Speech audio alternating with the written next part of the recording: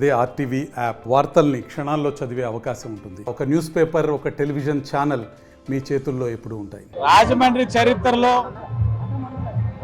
కని విని ఎరిగిన రీతిలో తెలుగుదేశం, బీజేపీ, జనసేన అభ్యర్థిగా నామినేషన్ వేయడం జరిగింది.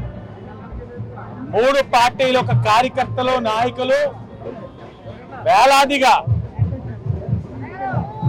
ఎవరు ఊహించని విధంగా వేలాదిగా వచ్చి ఈరోజు నామినేషన్ కార్యక్రమాన్ని విజయవంతం చేయడం జరిగింది.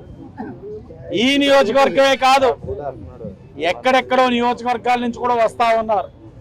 మొదటి నామినేషన్గా వాళ్ళల్లో ఉన్న ఆవేశం, వాళ్ళల్లో ఉన్న ఆవేదన, వాళ్ళల్లో ఎంత కసి ఉన్నది అన్నది ఈరోజు నామినేషన్ ద్వారా మాకు అర్థమయ్యింది. ముహూర్తం గంట సమయం ఉండడం వల్ల చాలా మంది వాళ్ళ ఆనందాలు ఏదైతే ఉన్నాయో కార్యక్రమం ఇలా చేద్దాం అనుకున్న దానికి సహకరించలేని పరిస్థితులు ఇక్కడ నామినేషన్కి రావడం జరిగింది. బహుశా వాళ్ళందరూ అనుకున్న విధంగానే కానీ ఈ కార్యక్రమం చేయాలని అనుకుంటే 2-3 గంటలైనా ఇంకా మేము దానవేపేటలోనే ఉండే పరిస్థితి కనబడ్డారు. తిలక్ బాబా గుడి దగ్గర సుమారు 5,000 మంది పైన ఉన్నారు. వాళ్ళని దాటుకొని కుమారి టాయిస్ దగ్గరికి వస్తే అక్కడ స్వామి కుమారి టాయిస్ దగ్గర ఆజాద్ చౌక్ దాకా 10,000 మంది పైన. కేవలం నామినేషన్కి ఎలా ఉందంటే రాసి పెట్టుకోండి, వైఎస్ఆర్సీపీ పార్టీ వాళ్ళకి చెప్తా ఉన్నాం, ఈ నియోజకవర్గంలో 50,000 స్వామి అశోక 50,000 పై మెజారిటీ ఈ నియోజకవర్గంలో రాబోతా ఉంది. తెలుగుదేశం, బీజేపీ, జనసేన అభ్యర్థిగా నాకు 50,000 కట్టబెట్టడానికి మా వాళ్ళు సిద్ధంగా ఉన్నారు.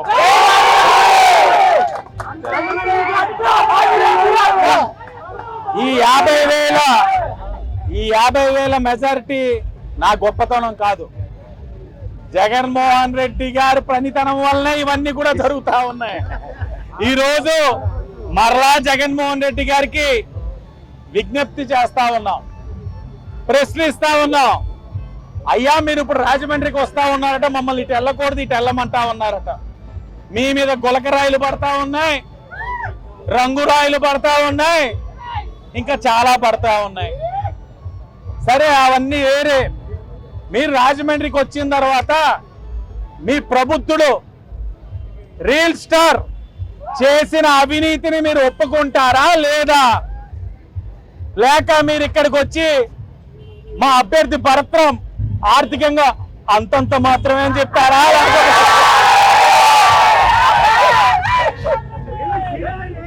లేకపోతే 25% కమిషన్ మీరు ఒప్పుకుంటారా అన్నది కూడా మీరు తెలియచేయాలి.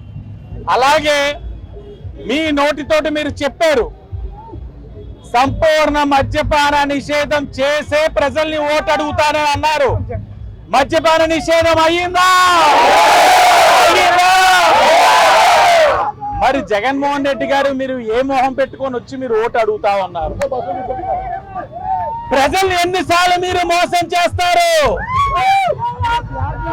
మీరు ఇన్ని ఇబ్బందులు పెట్టినా చెప్తా ఉన్నాం, కేసులు పెట్టారు, అరెస్టులు చేశారు, ఇన్ని ఇబ్బందులు పెట్టినా మేము ఈ పసుపు జెండాని వదలలేదు. కారణం నేను కుటుంబ సభ్యుల కింద భావించే నా కుటుంబ సభ్యులే నా ధైర్యం, వాళ్ళే నా బలం.